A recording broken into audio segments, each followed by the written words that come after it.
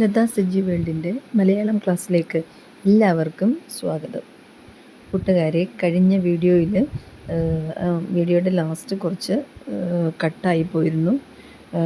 എല്ലാവരും ക്ഷമിക്കുമല്ലോ. അത് വീഡിയോയ്ക്ക് ലെങ്ത്ത് ആയിപ്പോയത് കൊണ്ടാവാം എന്ന് വിചാരിക്കുന്നു. എന്തായാലും ഈ വീഡിയോയിൽ അതിൻ്റെ ബാക്കി ഭാഗങ്ങൾ കൊടുത്തിട്ടുണ്ട്. എല്ലാവരും വീഡിയോ പൂർണ്ണമായി കണ്ടതിന് ശേഷം ലൈക്ക് ചെയ്യണേ, ഷെയർ ചെയ്യണേ, സബ്സ്ക്രൈബ് ചെയ്യുക എന്നുള്ളത് ഒരു എന്താ പറയുക, നിങ്ങളുടെ സ്നേഹമാണെന്ന് കരുതുന്നു. അപ്പം നമുക്ക് വീഡിയോയിലേക്ക് പോവാം. ബഷീർ തന്നെ ബാപ്പയെക്കുറിച്ച് പറയുന്നുണ്ട്. ബഷീറിൻ്റെ ബാപ്പയെക്കുറിച്ച് ഈ പാഠത്തിൽ നമുക്ക് ഒരു പ്രവർത്തനമായിട്ട് തന്നിട്ട് അദ്ദേഹത്തെ ബാപ്പയെക്കുറിച്ച് എഴുതാം. ഇവിടെ അദ്ദേഹം കുറച്ച് പിന്നെന്താ പറയുക, കർക്കശക്കാരനായിരുന്നു അല്ലേ. പ്രായത്തിനനുസരിച്ച് കുട്ടികളെ മര്യാദ പഠിപ്പിക്കാൻ തക്ക വടികൾ വരെ കൊണ്ട് ശേഖരിച്ച് വെച്ചിരുന്നത്. അദ്ദേഹം കുറച്ച് കർക്കശ സ്വഭാവം അവർക്ക് കുട്ടികളുടെ നല്ലതിന് വേണ്ടിയായിരുന്നു. അന്നൊക്കെ അങ്ങനെയാണ്. അപ്പോൾ അത് വേണമെങ്കിൽ നമുക്കൊരു ചോദ്യമായിട്ട് വരാൻ സാധ്യതയുണ്ട്. പിന്നെ ഒരു പ്രധാന ചോദ്യമുണ്ട് അവിടെ. അതായത് ബഷീർ തൻ്റെ മറ്റുള്ളവരുടെ മുന്നിൽ എങ്ങനെയാണ് താൻ വലിയ ആളാണെന്ന് എന്ന് കാണിച്ചത്.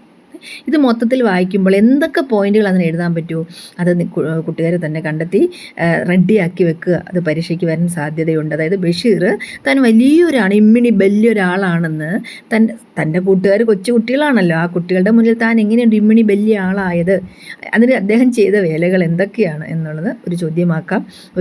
അതൊരു പ്രവർത്തനമായിട്ട് വരാൻ നല്ല ഒരു ചോദ്യമാണ്. ഇനിയും ബഷീർ പിടിച്ച ആ കുഞ്ഞു പാമ്പൊരു നീർക്കോലിയാണെന്നും അതിന് നീർനാഗം എന്ന് പേരിട്ടത് എന്തിനാണെന്നും ഒക്കെ പാഠത്തിലുണ്ട് അല്ലേ. എന്തുകൊണ്ടാണ് ബഷീർ നീർക്കോലിയെ നീർനാഗം എന്ന് വിളിക്കാൻ അതിനുണ്ടായ കാരണമെന്ത് എന്ന് പരീക്ഷയ്ക്ക് ചോദിച്ചാൽ നമുക്ക് എഴുതാമല്ലോ അല്ലേ, ഈസിയായിട്ട് എഴുതാമല്ലോ. ഇനി ഇവിടെ വരാൻ ഒരു സാധ്യതയുള്ളത് ബഷീറിൻ്റെ മറ്റേതെങ്കിലും ഒരു കൃതിയിലെ ഒരു ഭാഗം, ഒരു പാരഗ്രാഫ് തന്നിട്ട് അതിനകത്തുനിന്ന് കുറച്ച് ചോദ്യങ്ങൾ തരിക.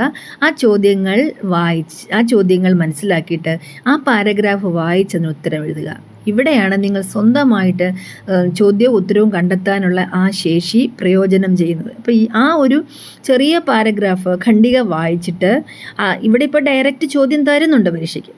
ആ ചോദ്യങ്ങൾ മനസ്സിലാക്കിയതിന് ശേഷം ഇതിൻ്റെ ഉത്തരം എന്തായിരിക്കും എന്നുള്ളത്, അതായത് നേരെ പോ എന്നുള്ള ചോദ്യം ആയിരിക്കില്ല. നമുക്കതൊന്ന് വായിച്ച് കാര്യം നിങ്ങൾ 5ാം സ്റ്റാൻഡേർഡിലെ കുട്ടികളായതുകൊണ്ട് ചെറിയ ക്ലാസ്സുകളിൽ ചിലപ്പോൾ അതേപോലെ തരാൻ സാധ്യതയുണ്ട് ആ പാരഗ്രാഫിൽ തന്നെ. പക്ഷേ ഇനിയുള്ള അങ്ങോട്ട് നിങ്ങൾ UP തലത്തിലായതുകൊണ്ട് നിങ്ങൾ ആ പാരഗ്രാഫ് വായിച്ചിട്ട് എന്തായിരിക്കും അതിൻ്റെ ആൻസർ എന്നുള്ളത് കണ്ടെത്തി ലഘൂകരിച്ച് വളരെ എന്താ പറയുക ചെറിയ അതായത് എളുപ്പമായ രീതിയിൽ ഉത്തരങ്ങൾ തയ്യാറാക്കി എഴുതാം. അങ്ങനെ ഒരു ചോദ്യം, അങ്ങനെയാണ് കവിതയായാലും പിന്നെ ഖണ്ഡികയായാലും തന്നിട്ട് അങ്ങനെയാണ് ചോദ്യങ്ങളുടെ ഉത്തരം ചെയ്യാൻ പറയുന്നത്.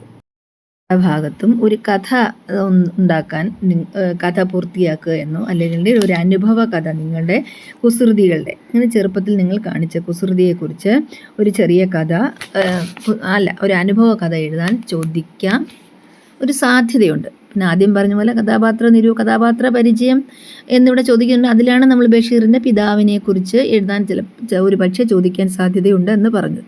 ഇനി വലിയ ഒരു ലോകം എന്നത് തന്നെ മറ്റു പുസ്തകങ്ങളെ പരിചയപ്പെടണമെന്നൊക്കെ പറഞ്ഞിട്ടുണ്ട്. അതുകൊണ്ടാണ് അദ്ദേഹത്തിൻ്റെ ഏതെങ്കിലും ഒരു കൃതിയിലെ ഒരു ഭാഗം തന്നിട്ട് ചോദ്യങ്ങളുടെ ഉത്തരം എഴുതാൻ ഒരു പക്ഷേ ചോദിക്കാൻ. ഈ പാഠത്തിലെ ഏറ്റവും പ്രധാനപ്പെട്ട ഒരു വർക്ക് അതാണ്.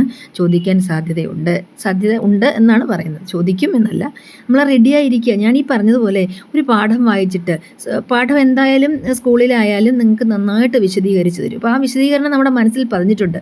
അതിൻ്റെ കൂടെ വീട്ടിൽ എത്തിയിട്ട് 1-2 ആവർത്തിയൂടെ വായിക്കുമ്പോൾ ആ പാഠം നിങ്ങൾക്ക് ഇന്ന ചോദ്യം ഇതിൻ്റെ ഭാഗം ഇത് എവിടെയാണെന്നുള്ളത് നമുക്ക് മനസ്സിലാവും. അപ്പോൾ അവിടെ നിന്നും ഇനി മുതിർന്ന ക്ലാസ്സുകളിലായാലും ശരി ഒരു ചടങ്ങ് പോലെ ഓരോന്ന് ചെയ്യാതെ നമുക്കത് മനസ്സിലാക്കി ഇന്ന ചോദ്യം തയ്യാറാക്കിയിട്ട് അതിൻ്റെ ആൻസർ നിങ്ങൾ സ്വന്തമായിട്ട് എഴുതി നോക്കൂ.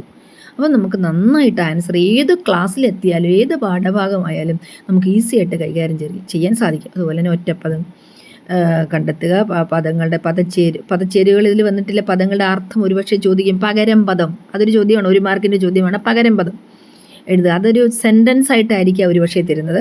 ഒരു വരി തന്നിട്ട് അതിലൊരു വാക്കിൻ്റെ അടിയിൽ വരയിടും. ആ വാക്കിന് പകരം പഠിച്ച വാക്ക് എഴുതുക. 1 മാർക്കിൻ്റെ ചോദ്യമായിരിക്കും. പാഠത്തിൻ്റെ മൂല്യനിർണ്ണയ പ്രവർത്തനങ്ങൾ കുറച്ചുകൂടി ഉണ്ട്. അത് അടുത്ത വീഡിയോയിൽ ഉൾപ്പെടുത്തുന്നതായിരിക്കും. അപ്പോൾ ഈ വീഡിയോ ഇഷ്ടപ്പെട്ടെങ്കിൽ നിങ്ങൾ ലൈക്ക് ചെയ്യുമല്ലോ, ഷെയർ ചെയ്യുമല്ലോ, സബ്സ്ക്രൈബ് ചെയ്യുമല്ലോ. എല്ലാവർക്കും